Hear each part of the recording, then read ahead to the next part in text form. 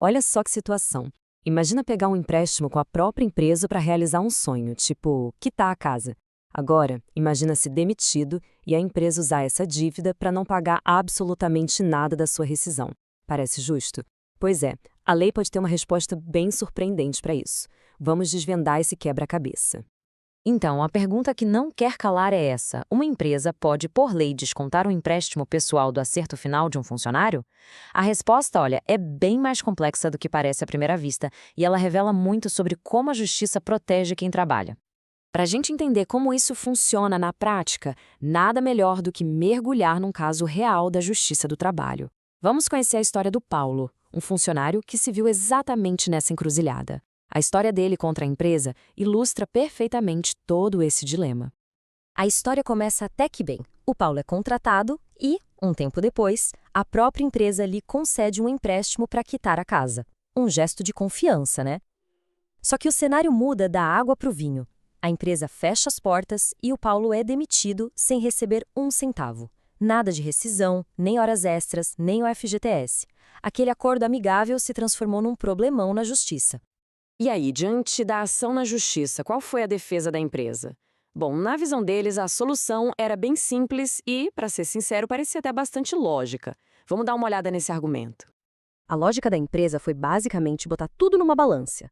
De um lado, o que ela devia para o Paulo, a rescisão, as horas extras, o FGTS. Do outro, o que o Paulo devia para ela, aquele empréstimo pessoal. Para a empresa, a matemática era simples. Uma dívida anula a outra. Mas será que na lei trabalhista essa conta fecha? O argumento central da empresa foi exatamente este, preto no branco. As dívidas se anulam. É uma simples compensação. Na prática, eles alegaram que não deviam mais nada ao Paulo, já que o valor que ele devia do empréstimo era suficiente para cobrir todos os direitos trabalhistas. Tá, mas a pergunta fundamental é: a lei trabalhista concorda com essa lógica? Para a justiça, uma dívida de empréstimo e uma dívida de salário são a mesma coisa? Podem simplesmente ser zeradas uma pela outra? Pois é, e é exatamente aqui que o caso tem uma baita reviravolta. A Justiça do Trabalho introduz uma distinção que é fundamental e que muda todo o jogo. A peça-chave para resolver esse quebra-cabeça é a súmula 18 do Tribunal Superior do Trabalho. A regra é clara. Na Justiça do Trabalho, a compensação só é permitida entre dívidas que tenham natureza trabalhista. Guardem bem essa expressão. E o que isso quer dizer na prática? É simples. Uma dívida trabalhista é aquela que nasce da relação de emprego, salários, rescisão, férias. Já uma dívida civil, como um empréstimo pessoal, nasce de um acordo particular, mesmo que seja com o empregador. Aos olhos da lei, são duas coisas completamente distintas, que não se misturam. E essa é a conclusão para o caso do Paulo. O empréstimo dele, mesmo tendo sido feito com a empresa, era um acordo pessoal, uma dívida civil.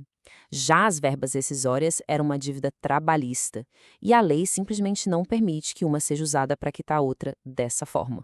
Com o argumento de compensação derrubado, o resultado foi claro. A empresa não só perdeu a causa, como também foi penalizada pelo atraso no pagamento dos direitos do Paulo. O raciocínio do tribunal foi direto. Primeiro, o argumento de compensação não se aplicava. Segundo, isso tornava a dívida das verbas rescisórias indiscutível. E terceiro, a empresa não pagou esses valores, que eram incontroversos, logo na primeira audiência, o que gerou uma consequência bem séria. E a consequência vem em forma de número: 50%. Uma penalidade pesada. Mas 50% sobre qual valor? A resposta está no artigo 467 da CLT. A lei determina exatamente essa multa de 50% quando o empregador chega na primeira audiência e não paga as partes da rescisão que não estão em disputa. Foi exatamente o que aconteceu aqui. O cálculo é simples, mas o impacto é grande. A justiça pega os valores da rescisão que a empresa não tinha como contestar e aplica uma multa de 50% sobre esse total. Resumindo, a empresa teve que pagar o valor original e mais metade dele como multa. O barato saiu caro. Mas por que a lei é tão protetora nesse sentido? Isso nos leva ao princípio fundamental por trás dessa decisão. Por que o salário é tratado de forma tão diferente de outras dívidas? A resposta está nesse conceito fundamental. O salário tem natureza alimentar. Isso significa que ele não é visto como um simples pagamento. A lei o entende como o recurso essencial para o sustento e a sobrevivência do trabalhador e da sua família. Por isso, ele tem essa proteção toda especial.